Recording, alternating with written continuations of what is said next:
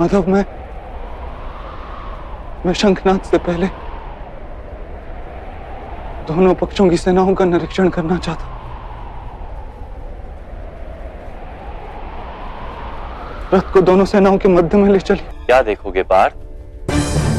जिसे पंछी की आंख बींधते हुए वृक्ष की डाल तक नहीं दिखाई देती, वो आज इस समय समग्र रणभूमि को क्यों देखना चाहता है?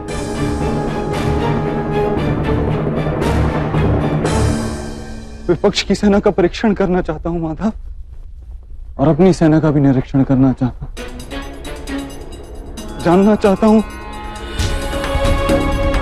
इस युद्ध में किसकी मृत्यु से धर्म की स्थापना होगी और किसकी मृत्यु से धर्म का अनुभव होगा। मैं ये जानना चाहता हूं इस महायुद्ध में मैं क्या प्राप्त करूंगा और क्या खो रहा हूं। इस युद्ध में बलिदान देने चले हो तुम पार्थ, तो खोने पाने का क्या विचार कर रहे हो व्यर्थ? दान उसे कहते हैं जिसमें दानी खोता है और याचक प्राप्त करता है, किंतु बलिदान वो होता है जिसे दानी देता है और सारा संसार प्राप्त करता है। परंतु माधव, मैं यहां अकेले दान देने के लिए नहीं खड़ा हूं। लाखों सैनिक अपने प्राणों की आहुति देने के लिए खड़े। मैं निश्चित करना चाहता हूं इस महायुद्ध में मैं केवल अधर्म का नाश कर रहा हूं या साथ ही साथ धर्म का भी नाश कर रहा हूं। और ये सब तुम करोगे पार्थ?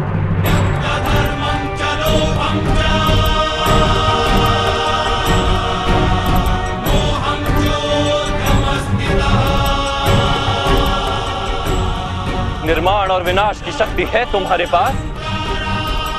विनाश और निर्माण का कार्य तो स्वयं ईश्वर करते हैं पार्थ, तुम तो केवल एक साधन। तो क्यों इन सब बातों का उत्तरदायित्व वो अपने सर पर लेकर अहंकार बढ़ा रहे हो? मैंने तुमसे कहा था पार्थ, जो व्यक्ति ये जान लेता है कि वो स्वयं कुछ नहीं करता, उसी के हाथों कोई महत्व का कार्य हो पाता है। कदापि तुम भूल गए। इसलिए देख लो पार्थ, देख लो जो देखना चाहते हो, क्योंकि दान देने से पूर्व यदि दानी के हाथ कांपे तो उसे दान का पुण्य प्राप्त नहीं हो पाता। यहां युवराज दुर्योधन खड़े हैं।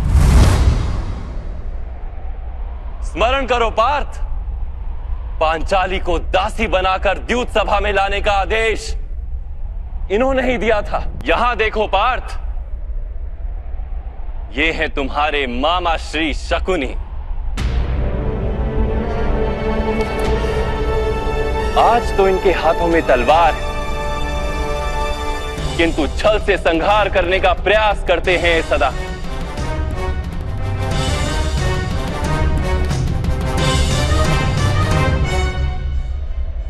स्मरण करो कैसे इन्होंने तुम 5 भाइयों और तुम्हारी माता को वारणावर्त में भस्म करने का प्रपंच रचा था।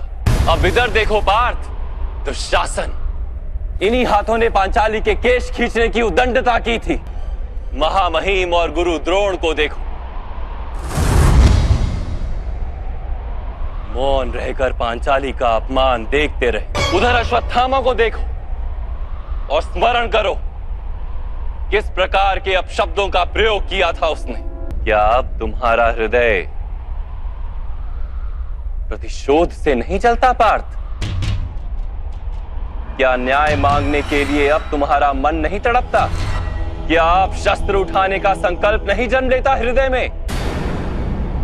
क्या अब युद्ध अनिवार्य नहीं लगता?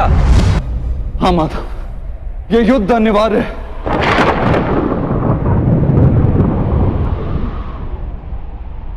अब ये युद्ध तुम्हारे लिए अनिवार्य है। तो महामहिम को एक बार पुनः देखो पार्थ, और स्मरण करो कैसे उन्होंने तुम्हें प्रेम और रक्षण दिया पद पद पर। स्वयं बलिदान देकर तुम्हें और तुम्हारे परिवार को अधिकार दिलाने का प्रयत्न किया। एक बार पुनः गुरु द्रोण को देखो और स्मरण करो कितने गर्व और प्रेम के साथ उन्होंने तुम्हें अपना परम ज्ञान दिया था। तुम्हें विश्व का सबसे बड़ा धनुर्धारी बनाने के लिए उन्होंने अपने माथे पर पाप का भार उठाया था। स्मरण करो पार्थ। और उधर विकर्ण को भी देखो, एक वही था जिसने द्यूत सभा में विरोध करने का साहस किया था। क्या ये सब वध करने योग्य है पार्थ?